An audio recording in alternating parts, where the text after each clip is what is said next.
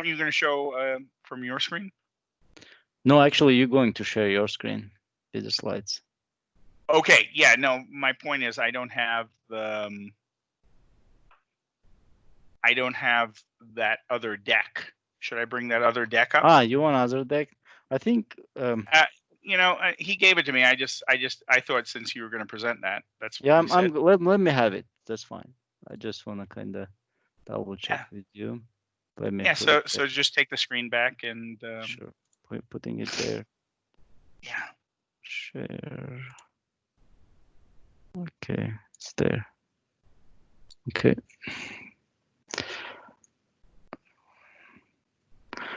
All right, it's there.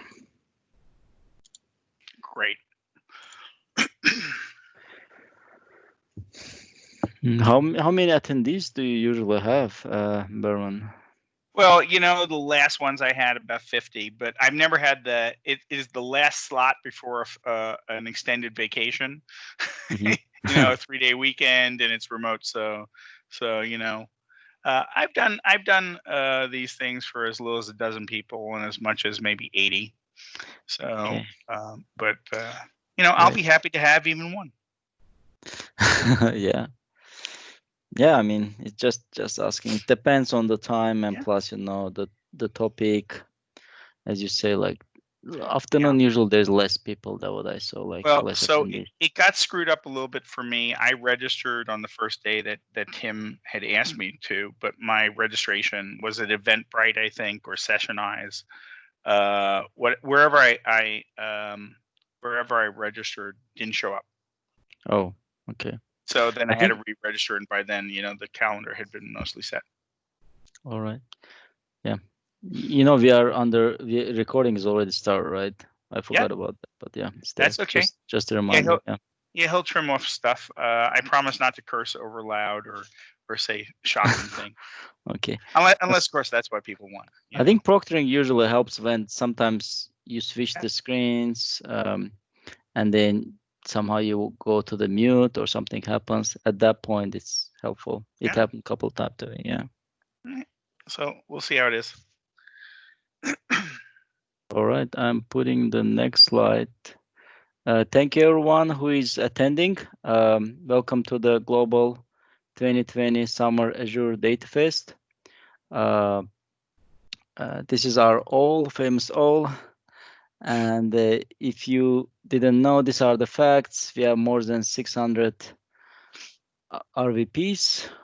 And here's the links. And before starting, I'm waiting for the 2 p.m. so I can introduce our presenter.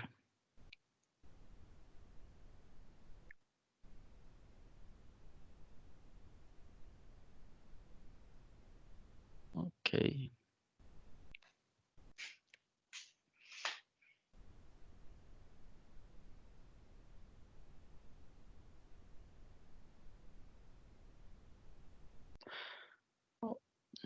All right, everyone. Thank you for joining. Thank you for joining to this session. So we are starting it promptly at 2 p.m. This session is our speaker is Luis Berman. He is a cloud architect, and he's going to present his session on Go Serverless with Cosmos DB, Azure Functions, and Blazor. Thank you. Please go ahead, Luis. Sure. Yeah, let me just share my screen. Hello. Let me run that. Hi, my name is Luis Berman. I'm a cloud solutions architect. I'm based out of Philly, and this is, I think, my third Data Fest.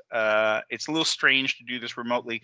Thank you so much for everyone who's sticking in. I realize it is the afternoon of the day before a 3-day weekend, so hopefully I'm going to be able to show you lots of interesting things. And so, feel free always to reach out to me if you have any questions about this or Azure. I'm here to help.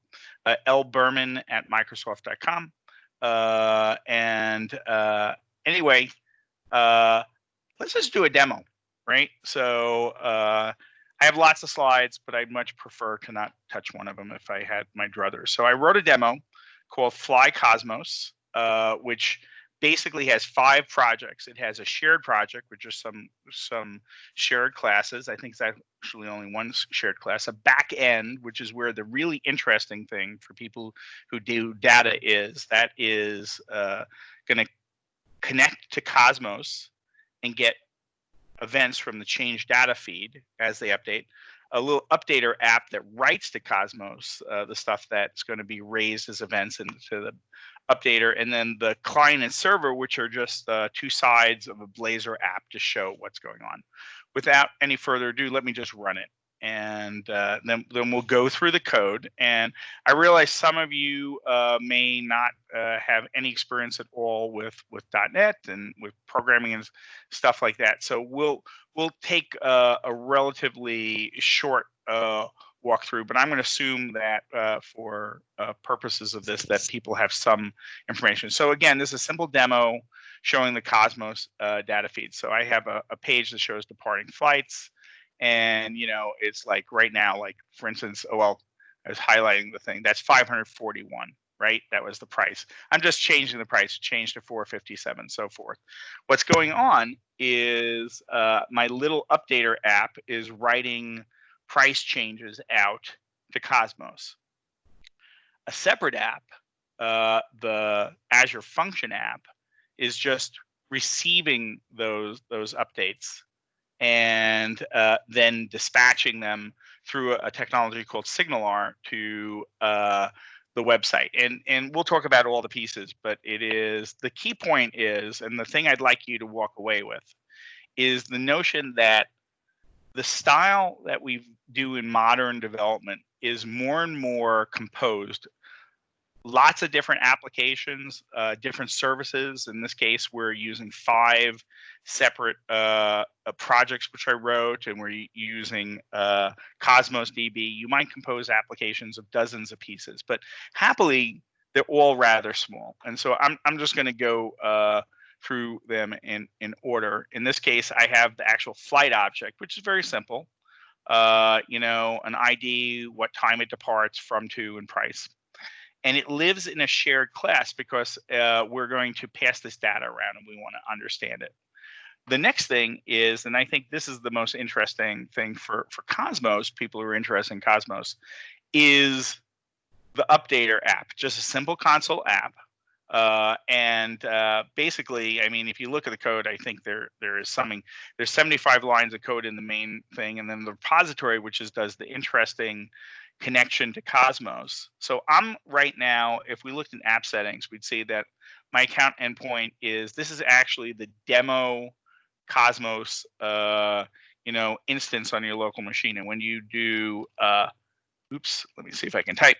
When you do Cosmos locally development, you bring up a Cosmos data emulator. Oh, I already have one of them up. Silly me.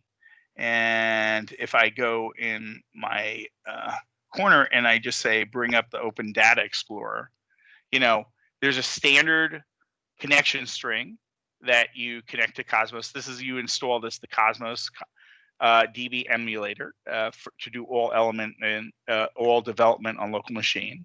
Lets you explore the data. So in this case, if I went into Cosmos itself and looked under items, I have 8 different records that represent the flights that are currently available, and those are the records that are being updated. Now, it used to be a little bit of a difficulty to work with Cosmos as a C# programmer. It's gone very, very, very simple. I've created a repository object here that basically you new it up and you pass in a connection string, and then I create a Cosmos client, which comes from I'm trying to scroll up and it's not letting me scroll, from the Microsoft Azure Cosmos namespace. And this has changed quite a bit from what it used to be. So it's worthwhile noting that I'm using .NET v4 Cosmos. There are different APIs as v3 and proceeding at 1 and 2, which are very defunct. And it's just really, really simple, right? I create a client with a connection string. The connection string looked like what I showed you before. And then I'm calling from my program something to do an initialization, right?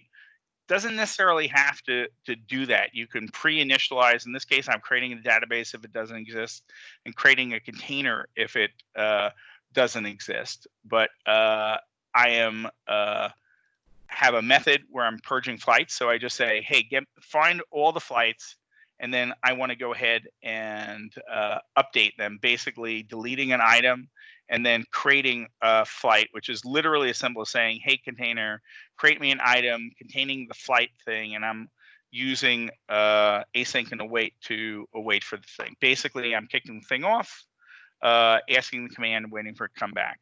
Same thing for place items. So that is 50 lines of code to do substantially what a lot of C# programming would do with Cosmos. You'd probably add, tens, maybe dozens of these little facade helper helper methods to do the things you want to do. Add a particular type of record, delete it, query it. But it turns out it's incredibly simple.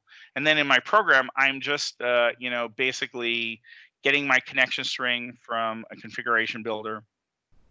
I connect to the repo class, which I was showing before. I initialize it. I purge the existing flights just to see if there's anything screwy from the previous thing. And then I'm just looping through each of the routes. I create them, and then I have random loop through to update the flights. Easy peasy. So that's the updater side of this. The back end of it is another interesting thing in that this is a standard function app. I've set it up so that it has dependencies on, hold on a second. On packages, on extensions for Cosmos DB, Microsoft Azure Web Services extension, Cosmos DB. But it turns out that, once you have that, it's dead simple to work with. Right here, I just need my server URI, which I'm going to talk to the backend server, which I'll show in a second. But the idea for this is that there's a trigger that happens, and it's this simple. You have a trigger, a Cosmos DB trigger. You name the database, you name the collection that you're triggering on, you pass in a connection string, and actually there's a way to not even need to do that. And then here's the magic. You have a thing called leases, which is basically every Cosmos database has this feature turned on by default. And then it just returns back with documents that have been added or updated. And then what I do is I iterate through those documents. And in this case, I'm turning them into a flight object. It's the document that I'm getting. And then I'm using my own helper method in this case to send this via HTTP to a client to another program. And this is a very common sort of scenario that you would tend to have. And again, we're breaking the programs into lots and lots of different little pieces. So, okay, so now we're into our next program, and that is this server app. And this is a standard ASP.NET server application. And, I don't really need to go into it a lot of details. It's a flight controller. We receive a posted message, which is the flight that happened. That was the updater wrote it into Cosmos. The function app received the trigger, the Cosmos DB trigger, and then it took that same flight and it used HTTP to post it to this app. In this particular case, I'm just using this as a facade to write into SignalR. SignalR is a persistent connection between a server and a client that sends real-time application information, right? So you saw the pricing on the flights being updated as an example. That is SignalR. You want to have real-time eventing. SignalR is perfect for that. And it's super simple how it gets up. We create a hub connector. This is the thing that controls SignalR. And actually these two methods here are just there for my doing diagnostics, right? It is your connector takes off from iHub connector. iHub connector is just something simple that says we have one method that's going to get us a list of flights, right? And so then we have nothing more than that, other than in the startup where we add the ability to use SignalR to services under configure services. And we add a collection of flights that we're going to use as we accumulate and send across. And then we, on the other end, we create an endpoint to map the connector so SignalR can talk to this instance. And then the final thing is in the client app. This is the this is the Blazor app, the UI.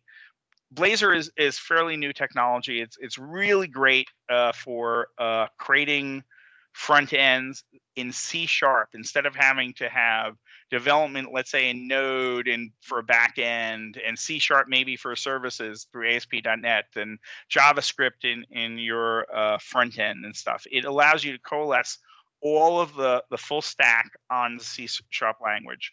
So in this particular case, all I'm doing is I've injected, a navigation manager, and I've injected HTTP. And Navigation Manager lets us, figure out endpoints in this case. So we're building a hub connection. This is the thing that connects us to SignalR. We pick the URL, which we get from the Navigation Manager. And then we have a method that when a new flight comes in, it raises a flight. And then through binding, it just, this thing in Blazor will just notice this has changed. It'll loop again to update the UI. And one of the things, and I'm going to show this again, it's a rather important thing to note for working with Cosmos DB data feed. I'm updating every 100 to 500 milliseconds on things, but the UI isn't necessarily being updated nearly as fast because the change feed tends to group things together and filter out the messages and send them every 1 to 5 seconds. So it's important to note that if we wanted faster than 1 to 5 seconds responsiveness around this, and that's not including latency in this case since it's all on my machine, but if you were across the country, let's say, you might add, a half second or so extra latency. If you want really, really, really, really true real-time stuff, then you can't use this stuff. So anyway, that's the application. You can find out a whole mess about this stuff. I really don't want to get into all the details of the coding. I'm going to give a lot of links at the end of this presentation about this, but it's really important to note that I use Cosmos DB. I used, batch, web apps, SignalR, Blazor, functions, lots of technologies to compose this application. It took me about an hour, and then it took me about 30 minutes to clean it up, to build. It was very, very fast to build. So that's a promising thing if you want to make apps that particularly ride from the Cosmos on the change feed. So I want to talk about serverless just in general. And by the way, these slides are available. I gave them to Tim, and he has put them on the project site. And they're also available in, let me just show it again, in the GitHub for it's dev.azure.com/azurehowto/fly-cosmos. And if you look in the repos as one of the files that I've included, I have the actual deck in there. So, hopefully that'll be of help to you guys. So I want to talk about what is serverless. And because this stuff is all based around serverless effectively. So serverless is firstly an abstraction of servers. We basically make sure that our physical servers are not things that we have to stand up, patch, secure, what have you. It's very easy for us to work with serverless. It's event driven at scale. And when they talk about scale, they don't mean like, hundreds of message or thousands of message. Every day, Microsoft's eventing infrastructure handles more than 1 trillion messages per day. And it's expected to go up by a full order magnitude within less than a year. So, and from an economic standpoint, sub-second billing really counts. So, in this particular app, I was hitting the Azure functions every 100 to 500 milliseconds, right? And so I'm pretty much paying to have that Azure functions up and running full time. But you may have an app where your app is only hit 100 times in a day, and that means you may literally only spend pennies to keep that app up and running, which is a really great thing. So the difference between how it used to be is we used to pre-serverless is have monolithic applications. They'd have back end, front end. They'd have lots of code that were all in the same application, all because it was relatively difficult to tie them together. Now we do loosely coupled components, and loosely coupled components is the most important message of serverless as far as I'm concerned. When you're building an application, and if any of you on the phone have built applications with teams of people, you invariably hit points where you're finished, but someone else is not. And that creates a block and moving, a bit of friction for you. Well, it turns out in corporate development in particular, there's an incredible amount of friction based upon things being tightly coupled. So as a consequence, relatively little value is produced for your customers over a unit of time. By moving to serverless and loosely coupled components, you're able to deliver more value to your customers over time. The next thing is the code that you had that would be in a phone, let's say, or inside a client app would be in the app itself. But now, increasingly, more of the smarts is not in the application itself, but in services that the application employs.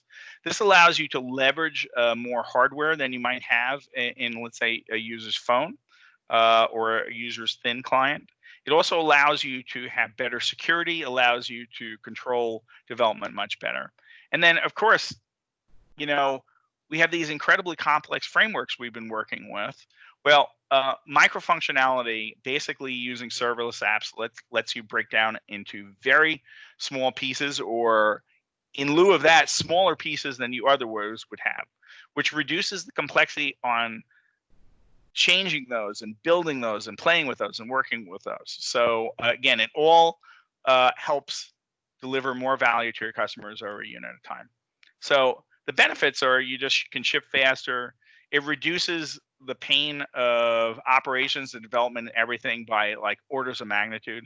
I always love to tell the story when I joined Microsoft 5 years ago, that we were at that point sort of okay at delivering new software. We're not really. And if you look 5 years behind, we were terrible at delivering software. Our major products would have a new release every other year. There were always bugs, and very often we missed the boat. This velocity that serverless brings you allows you to bring much more value to your customers over a unit of time, and everyone in your organization ends up feeling better about it. Your customers are happy, your colleagues are happy, so it's a great idea. And then, of course, the true benefit from business units in serverless is that their developers get to focus on business logic instead of plumbing. There's much less plumbing. That's why I was able to create 5 separate projects in a codified application in about an hour. And so here's some signs that serverless might be useful for a given scenario. If you want to do stateless things at scale, service thousands, millions, billions of customers, if it's not worth deploying a traditional backend, in a traditional sense, we were working with a company this morning who, has a process that it takes a month to get a server set up in their traditional backend, right? Well, that's a month of waiting to do whatever work you're going to do. So serverless is great also if workload is sporadic, very low or very high scale, and changes over time. Like we're going through a holiday, for instance. There's all sorts of applications that would have no customers over the holiday. So serverless allows it to scale down to nothing in many cases with no effort at all. So, and then of course DevOps, which allows us to really pump up our game compared to traditional development methods. And then lots of different services that involve the need for glue, everything from database connections to marshaling messages from point A to point B. Serverless allows you to do that much more naturally and easier to think about it too. So I'm just going to blast through a few of these. I want to be mindful of time. There's a lot to talk about. So one of the types is timerless based processing. So every 15 minutes you can find and clean invalid data. So you notice that I was using a technology called SignalR to update my chart and say, here's the flights as they were. And that may be appropriate, but you may have a status board that was similar, that really, if you updated it every 5 minutes, that would be perfectly fine. And so you could have a timer-based processing that kicks off some work, a little bit of work. It does the work. It updates stuff, and then it goes out of memory, and you're not being charged for it. And it is out of memory as far as you're concerned. There's nothing for you to do with it. So the next is Azure event processing. We were doing this in the case, in this case, they're talking about a generic event being added to blob storage, but I was showing a document being added to a Cosmos DB database.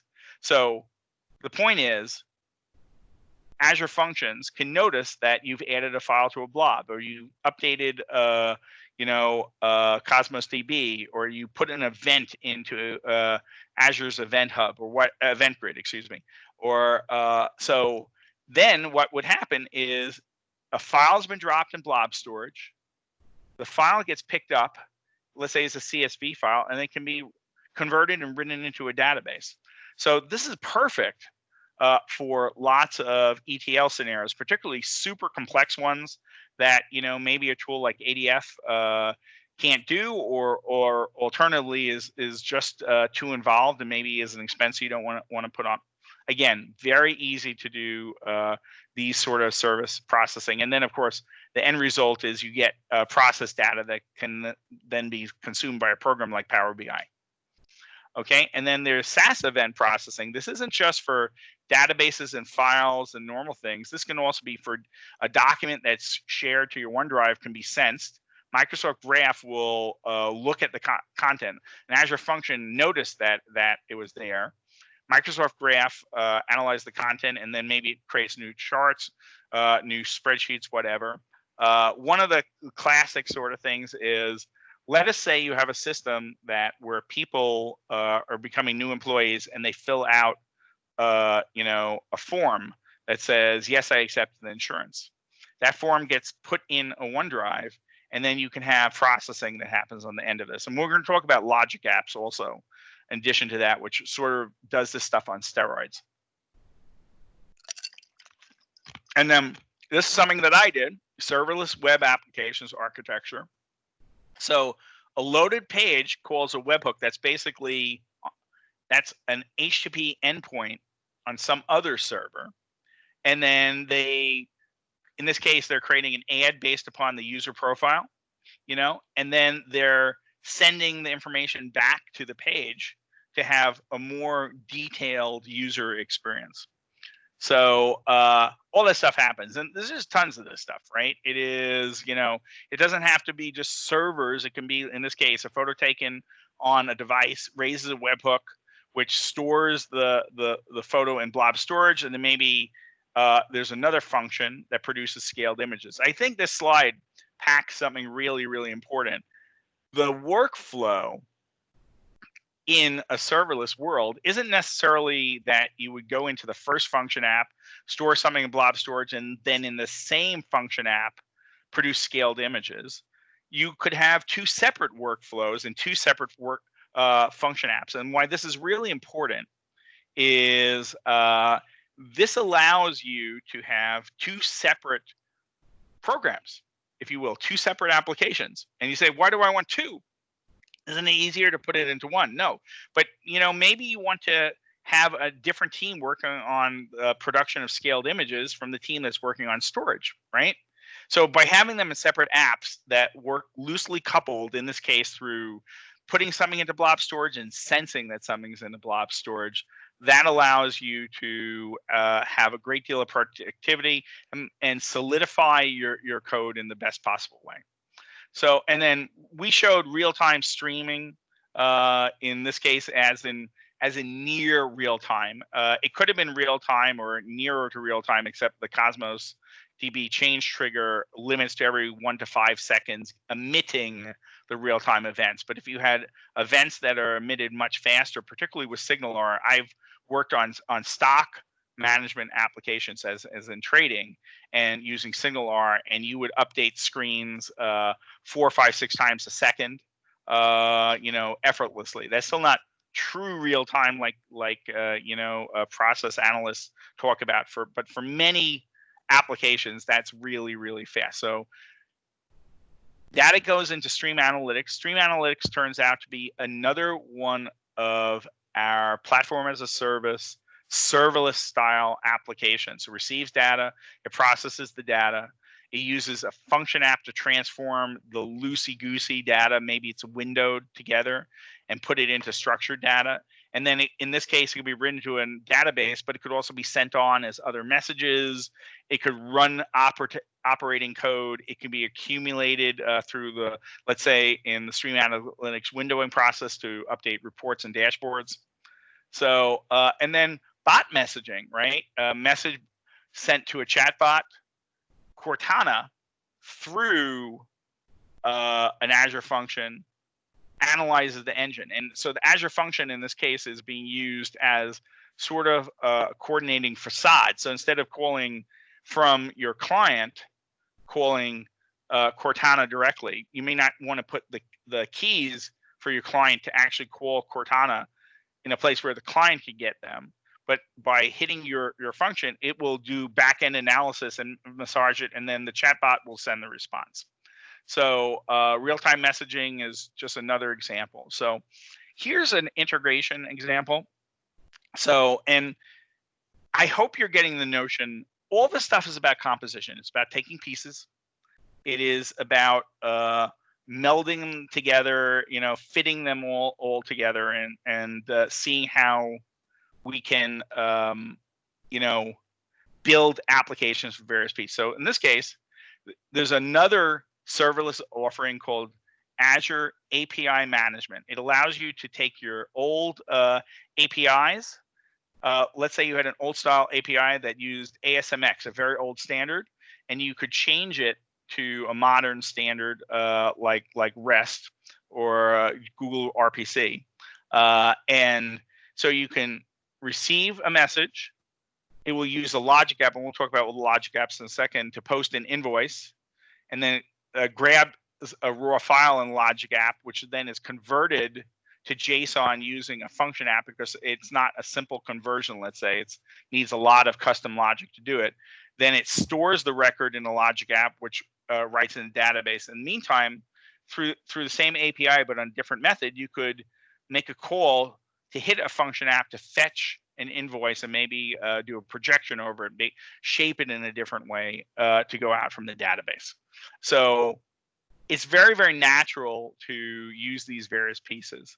And I really like the whole notion of composing this stuff, because every single one of these pieces can be built independently and tested independently without any reliance on any of the other pieces at any time. And that really changes the entire way you write and maintain software. It's much more efficient. The pieces are by definition reusable if they make sense to be reused, and it's just much more easy to understand. Instead of this monolithic app where you have hundreds of classes and stuff, you have a small app that maybe has a dozen classes. It's much easier to take on. So how do you get started, right? For existing services, I would say start small. Replace one API or background processing item, right? That's the beauty of this. If you want to get into this, you don't have to rewrite your apps or do entire massive apps or retool your learning. Integration is a great place to introduce serverless, because it's often a new layer on top of old layers, or side by side old layers, depending on what you do.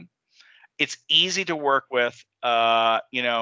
It's the sort of thing that you can get up and running really, really, really fast. And it's cheap too. So doing it means that you don't have to get a lot of commitment from management. So the service platform has lots of pieces to it. right? We're just talking about some of them.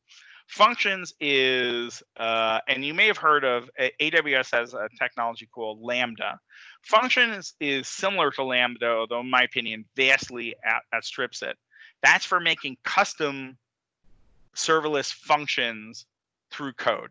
And you can do it in all sorts of languages. I use C#, but you could use everything you can imagine: PHP, Java, JavaScript, actually PowerShell, what have you. Logic apps are basically Azure functions and other API apps that have already been written for you that do something interesting. We'll talk about that, but maybe it will let you talk to SAP or receive messages from SAP or send email or handle alerts or what have you.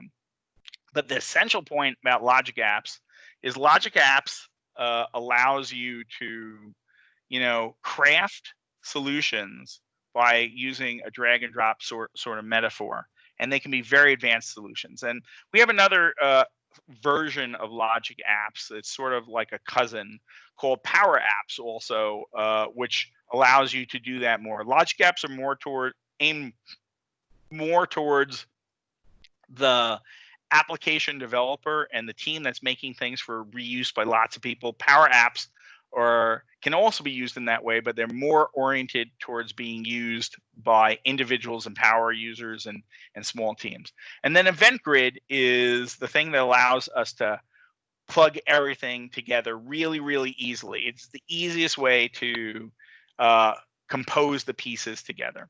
So all that is the platform, and we take care of in the platform for you the database itself, the storage, the security, IoT, analytics, and intelligence. All those pieces, we have multiple offerings to help you work hand in hand with the platform. And then, of course, you have the development side of the equation. So we have lots of support for developing these things. Functions don't even need to have an IDE because you can develop functions in the functions website, although I prefer to do it within a tool like Visual Studio. We also support Visual Studio Code. DevOps is just integrated, setting up DevOps pipelines, working with DevOps with all of these building blocks is very, very easy. There's a local development experience. When I was working with the function, I actually was using the exact same code that was deployed in the cloud. I mean, the platform code that was deployed in the cloud, but I'm running it on my local machine. Monitoring is baked in and very easy to have, enterprise scale monitoring and actually alerting and analytics over how the application is doing. And then there's a visual debug history, which allows you to really understand what happened step by step by step by step. That's particularly compelling in Logic Apps. So anyway, scenarios. Anything that needs to respond to events, real-time stream processing, anything that's timer-based, mobile backends, real-time bot messaging, that works great. All serverless. You can use all sorts of different languages yourself. Node and C# particularly popular. Develop it your way, your thing, and you have a local development experience, which is so important. It binds into just an incredible number of first and third party applications. So whether it be Azure Service Bus or Event Hub or our own storage or things like Dropbox or Azure DocDB. I realize I should update that. That should say Cosmos DB now. OneDrive Box, Twilio. The whole idea is functions connect with everything. So events happen. A timer kicks off. Someone sends an email. Something shows up in the database. Some code works in C#, F#, JavaScript, TypeScript, Java, Python, PowerShell, and then outputs happen. You write into a database. You send off a message.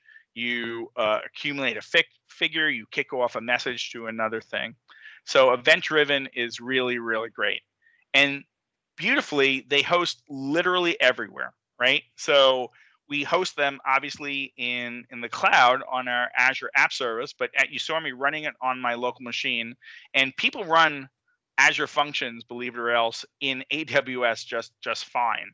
It is, firstly, it's open source. It is agnostic. We believe we have the best platform for running it, and we believe our administration plane makes it easy. But the point is, it gives you a lot of flexibility, containers, what have you. So Azure Functions are dynamic. They scale based on events. It is not a joke to say that you can set up an Azure function that will cost you 1 cent this month for handling almost nothing, and then with no programming at all, because it could scale from handling 1 event, 10 events, whatever. It could scale to handling hundreds of millions and billions of events. And the only difference in the code is you'd end up paying more for it, but as turns out, very little at every scale. And so it dynamically scales based upon events, which is pretty wild. And there's so much code and so much infrastructure around that, but it's just baked in. And then, it connects up with everything. It connects up with storage. It connects up with logic apps. It connects up with all the things in the cloud, API management, what have you. So, so there is a dynamic runtime structure, but the point is, it doesn't really matter. It turns out it is so simple in programming model that people generally get it right away.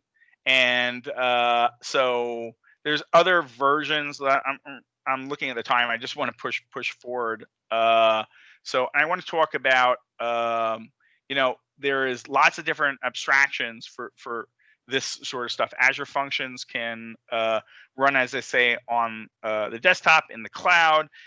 Also, there are other things.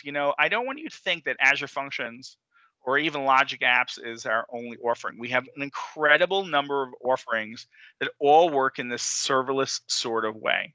So the most typical way to deploy Azure function is dedicated or dynamic tiers. So I was using something that would use consumption. You're literally paying for the microsecond that you're working on it.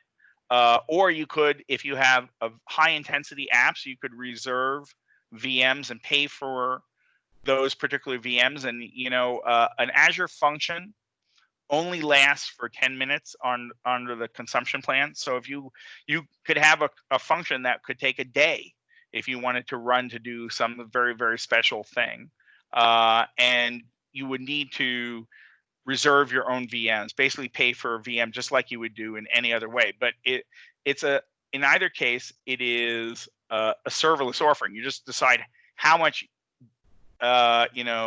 server power you want behind it. You don't have to set up anything, right?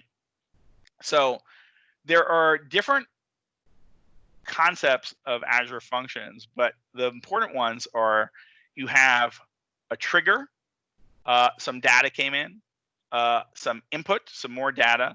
There's code that does some stuff, and ultimately it outputs stuff. So this is, remember when I said I program the function on my local machine? But this is actually programming in the portal, in the Azure portal. So you can do the simple functions without even resorting to working with source code. And so a trigger is bound, does a binding to input. You can develop it in the cloud on your local machine. That's developing locally.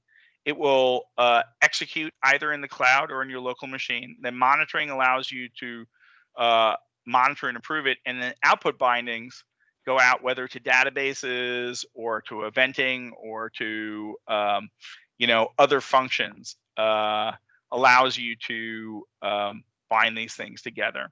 So bindings in your code, and I just want to show this, and I'm going to actually show the actual code too for this. Here you go. That's the trigger that happened. A request came in. This is a function that came in. The input was the context. The output is the result, in this case, context or result. And then there is a definitional binding that is a document that says the function in this case can be triggered by input direction in, and it's going to have request be the trigger. That matches where it says trigger data and so forth. I'm going to, I don't want to get too much into the weeds around this, but if we looked at the code that I had before, if I went to the Azure function itself, Watcher, this is a trigger. I had a Cosmos DB trigger in this case that was configured by some things, the database name, what have you, and it returns a collection, in this case, a read-only list of documents, and allows me, I'm not doing it here, but I could have called out to logger. So very, very similar concept, except I find it even more convenient to work in tooling such as the database in Visual Studio. So anyway, just a ton of bindings, whether triggers, input and output, whether it be things that happen in storage tables or on queues. Queues are a really big one. Queues are usually at the heart of most Azure functions, queues or messaging. But one of my fave things is I use Twilio for alerting. Twilio is a phone service. Excuse me. Let me go back. Oops. Twilio is a phone service. SendGrid is an email service. Third-party services. Tying into those in Azure Functions turns out to be really, really easy. So let's talk about logic apps, which is the next thing, and then I think I'm probably going to run out of time. So logic apps are basically composable bits of code that you pull together using a visual interface. So in this case, perfect example, when a record is updated, you're going to do a transformation on some XML, you're going to register in a data mart, and then you have an if condition, if in this case, if record requires action.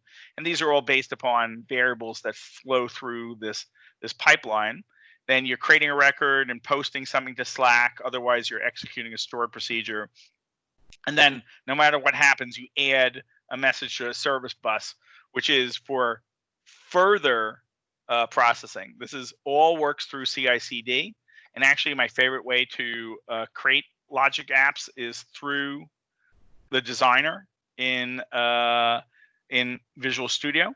And there's just a ton of these things, right? I mean, there's just an incredible amount of logic apps. There's something on the order of 300 connectors right now, and they range from all sorts of things in Azure. Cognitive is a great example of all of our cognitive services, but are fronted by logic apps. So it's very great to do. If you've worked with cognitive apps, they're pretty easy to work with the actual APIs themselves. But it turns out, in a compositional sense, it's probably better to use logic apps, which, by the way, allows you to store credentials securely and manage them in one central place.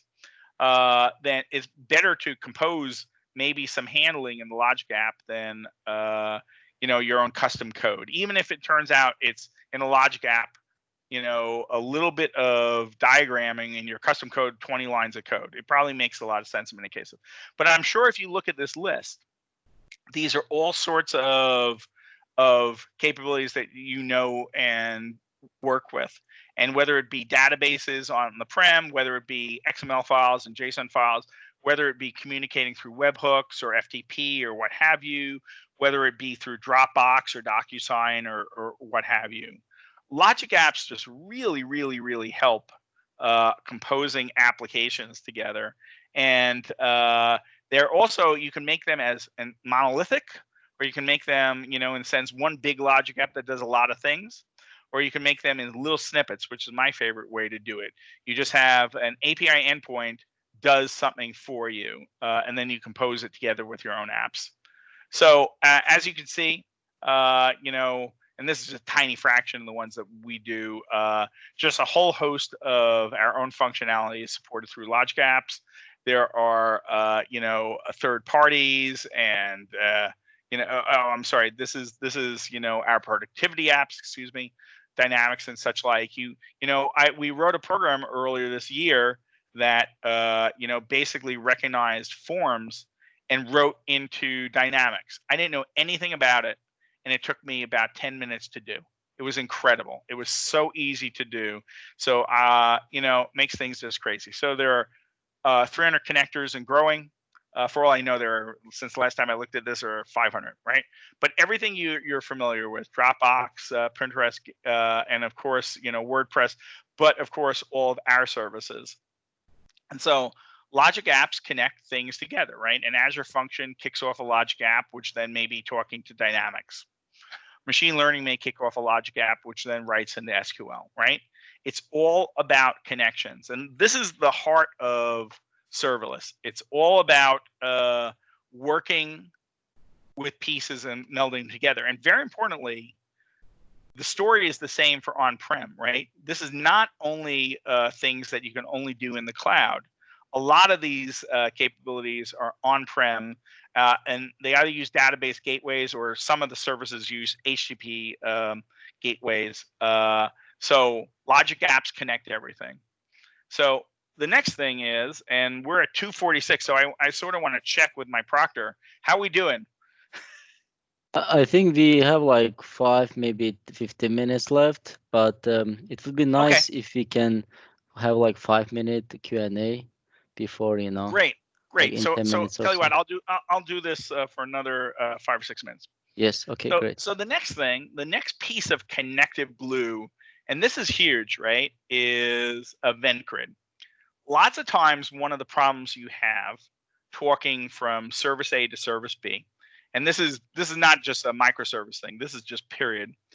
Is it's really hard to hook them up, right? It is like you have to have security from one service to another service, right? Just that alone turns out to be rather hard. Well, event grid is sort of like the venting broker that makes it really, really effortless to talk from one to another, you know? And so blobs publish events, Azure subscriptions publish events, custom events, you know, they're just showing that as one thing, but it is custom programs are the number one things that I do on events. I also do event hubs do events. And then it gets consumed by whether Azure Functions, Logic Apps, Azure Automation, webhooks, and quite frankly, everything. I've done events into live web pages. I've done them into Blazor apps. I've done them with and without SignalR. SignalR is similar in one sense in that SignalR is about to take an event from one end to the other, and it's about a persistent connection, but it doesn't have all these connectors, right? It doesn't go from, you're only telling your message from point A to point B, whereas an event grid is a standard way for taking any event from one publisher to a one handler. And this allows you to build applications and compose applications incredibly well. And so there are some types of things. So here's a classic example. They're showing that you have a storage account, an Azure storage account, and that you can subscribe to events from that storage account. This is compositional if you think about it. Someone probably set up this storage account for application A, right? Now you've come in and you've said, hey, I want events to happen, raise an event in this case when a blob is created. And then you're going to have a second app, maybe the first app has no idea about, other than, you know, this only works if you have the proper security. But the point is that you can use this to really tie together loosely coupled actions throughout the enterprise. Super, super simple. So these events are being emitted from Azure, and there are lots of places that emit Azure events. So it's very, very fast. It runs over our best network. End-to-end latency is in the 99th percentile sub-second, and we don't mean sub-second like 0.999 seconds. It's like 0.05 seconds, 0.1 seconds. It's really fast in many things, and particularly, you know, this works across the planet, just like, by the way, Cosmos works across the planet. By the way, using this technology in many cases, but it also is likely hubbed in your local data centers, so it can be very, very, very, very, very fast, right? And then tens of millions of events per second per region, that is massively outdated. It is, I don't know what the number is, but I'm sure that is wrong. It's not tens of millions of events per second. It is tens of billions, I'm sure, right now. And then there's also high reliability, right? So events that don't get delivered can have retry policies that say, hey, try to keep delivering it. some events need to be consumed or failed immediately. Some events is, you send off, a shopping cart to be worked on. You don't want that to ever fall apart, right? And things in between. So you get to have fine-grained control over what that stuff. So there's broad coverage on, a bunch of subscribers. Firstly, blob storage, resource groups, Azure subscriptions, event grids, custom stuff, Azure functions, logic apps, a big thing. And then of course, there's also just a ton of things that are not the major ones. It is, the list actually goes on for quite a long time. Hi, Luis. We need to wrap up because there's it's 2:50 already. Okay, so do I'm you want to gonna like wrap spend up. 5 minutes to I'm answer just gonna put questions? one slide up, and here's the important thing to know. You can get this deck from, and actually, let me show that. You can get this deck from dev.azure.com, Azure How to Fly Cosmos. And it has a whole bunch of links to learn more about this. So thank you. If anyone wants to stay and have more questions, just say the word. No, thank you for presentation. There are like a quick question from Anthony, if you can answer Sure. it. It says that, is there any indicators when you should use a Power App, Power Automate, VS Logic App? Yeah, so that's one's a slightly harder one, right? So if you'd asked me a year ago, I would say the line is professional, high scale, high control work would be done with logic apps. Your dev team uses logic apps, and then Power Apps would be used by power users and small teams. The line is, quite frankly, blurring over time. I think you're going to have to look at the individual connector and decide which one you want to use. We routinely now use both. Okay, great. I do. Let me say one more thing though about it. Right now, I like the DevOps experience for Logic Apps because it's built into Visual Studio, right? And so you design the thing in Visual Studio, resource management, project, and then you can save it in DevOps. That's really, really great. But that's the distinction that's going to be going away relatively soon too. Great, thank you. And last question is regarding this Fly Cosmos app. Is there instructions how to run it locally on your machine? Yes, exactly. Thank you for asking that. So let me find. Oh, there it is. Sorry, click on the wrong thing. If you go to the repository, it tells you how to run it. To run you download the demo. It's a very super simple thing because there's no configuration. To run the demo, start a local instance of Azure Cosmos DB emulator, then just launch Fly Cosmos backend, Fly Cosmos server, and Fly Cosmos updater. And indeed, it's set up by default to run all three of those. So okay. And so quick question: does it run on VS Code or should be Visual Studio? It's Visual. It was written in Visual Studio. I haven't opened in VS Code, but it should run perfectly fine in VS Code. Great, thank you. Is there anybody else has any questions for Luis? Yeah. Guess not. As I said, please feel free to reach out to me. Look at the code. Very importantly, I have 2 pages of links around the stuff about the Cosmos data feed, but Azure functions around Blazor, SignalR, my Fly Cosmos apps, and also I just was going to throw in a thing called the Azure DevOps demo generator, but we don't have time for that. So, and you can always reach out to me. So thank you. Thank you, Luis. Thank you, everyone, for attending this session. I think we need to reach out to Tim to stop the recording. Or can you stop yourself? Well, no, I didn't start the recording. Tim said he started the recording. Yes. All right. Have a great day, Luis. Thank you. Thank you, everyone, for attending. And have a wonderful holiday, everyone. Thank you. Bye.